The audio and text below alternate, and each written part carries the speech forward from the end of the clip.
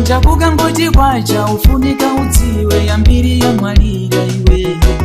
Njavuga ngoti kwacha ufunika udziwe yambiri yamwalira. Lemekeza Mbuye Yesu wakupatsa iwe mphamvu. Iwe lemekeza Yehova kumwamba wakupatsa moyo iwe.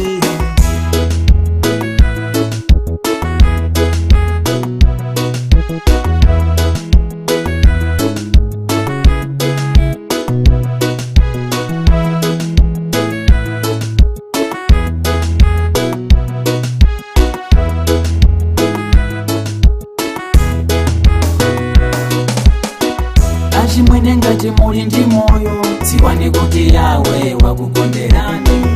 Achimwene ngati muli pa ntchito dziwani kuti Yawe wakukonderani. Chemwali ngati muli pa banja dziwani kuti Yawe wakukonderani. Chemwali ngati muli ndi ana dziwani kuti Yawe wakukonderani. Dziwani kuti Yawe wakukonderani. Lelelelele dziwani kuti Yawe wakukonderani. Ngati uli nalo banja Yehova wakusankha wakukomera mtima iwe. Ngati uli naye mwana Yehova wakusankha wakukomera mtima. Lemekeza Mbuye Yesu wakupatsa iwe mphamvu.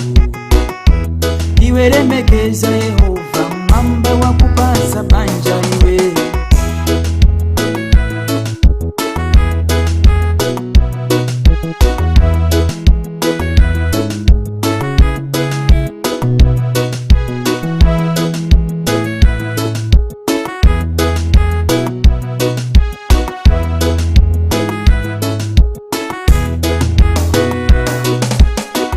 Achimwene ngati muli ndi moyo dziwani kuti Yawe wakukonderani. Achimwene ngati muli pa ntchito dziwani kuti Yawe wakukonderani. Chemwali ngati muli pa banja dziwani kuti Yawe wakukonderani. Chemwali ngati muli ndi ana dziwani kuti Yawe wakukonderani. Dziwani kuti Yawe wakukonderani. Lelelelele dziwani kuti Yawe wakukonderani. Wamaliza maphunziro ufunika udziwe yambiri yalepera. Watuluka mchipatala ufunika udziwe yambiri yatsirizika iwe. Lemekeza Mbuye Yesu wakupatsa iwe mphamvu. Iwe lemekeza Yehova kumwamba wakupatsa moyo. Yesu wanga nalikuti ndakufuna nini koma inu osapezeka.